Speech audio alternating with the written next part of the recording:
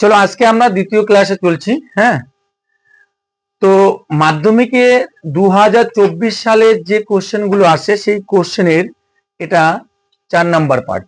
দেখতে পাচ্ছ তোমরা 4 নাম্বার পার্টের 1 নাম্বার অঙ্কটা রয়েছে। কি অঙ্ক রয়েছে দেখো, আমি আবারও বলছি, তোমাদের অঙ্কের টাইপটা মনে রাখতে হবে।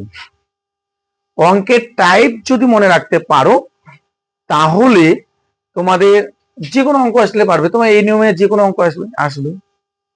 আর এই নিয়মে একটা না একটা অঙ্ক তোমাদের আসবে, চক্রবৃদ্ধি সুদ থেকে একটা আসবে 2 নম্বরের কোশ্চেন, এটা ধরে নাও। 2 নম্বরের কোশ্চেন একটা আসবেই। তো এই টাইপটা কোন টাইপে করতে হবে, কিভাবে করতে হবে, সেই জায়গাটা তোমাকে ধরতে হবে, তো ওর ক্যালকুলেশনটা করতে হবে। আর বাকি যোগ বিয়োগ গুণ ভাগ তোমাকে করতেই হবে, ওটা তো কেউ শিখাই দেবে না। আমি যে জিনিসগুলো শিখে দিচ্ছি সেটা দেখো। তোমাদের ডাকটা ভালো করে পড়বে। ডাকের মধ্যে অঙ্ক দিয়েছে মানে কি, ডাকের মধ্যে কি দেওয়া আছে বলতো, তা রাস্তা করে দেওয়া আছে, মানে ওখান থেকে উত্তরে বের করার রাস্তাটা করে দেওয়া আছে। বুঝতে পারলি অর্পিতা?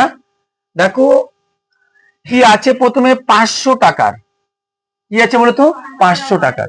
ভালো করে বুঝো, এই যে এখান থেকে স্টার্ট করলাম, এখান থেকে তোমরা বুঝবে 500 টাকার বার্ষিক 10%। তাহলে এই যে 500 টাকার এটা হচ্ছে আসল টাকা, বার্ষিক 10%, এটা হচ্ছে চক্রবৃদ্ধি সুদ, সুদের হার।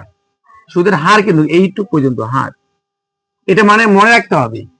তাহলে আমি দুটো জিনিস পেলাম, আসলটা পেয়ে গেছি আর সুদের হারটা পেয়ে গেছি। এবং কত বছরের সুদ, বাহ, কত বছর, টাইমটা নেই, শুধু কি নেই বলতো, টাইম। এখানে টাইমটা এন দ্বারা প্রকাশ করা হয় চক্রবৃদ্ধি সুদের, তাই না? কত বছরের সুদ হবে কত বলতো, 105 টাকা।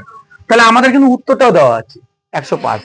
তাহলে একটা খুঁজে বের করতে হবে, এটাকে আমরা কি বলি, ডিসকভার বলি। মানে ওটা দেওয়া আছে কিন্তু ওখান থেকে খুঁজে বের করতে হবে। তাহলে কোন জিনিসটাকে খুঁজে বের করতে হবে, টাইমটাকে খুঁজে বের করতে হবে। কাকে খুঁজে বের করতে হবে বলো, টাইমটাকে, সময়টাকে খুঁজে বের করতে হবে। এই সময়টা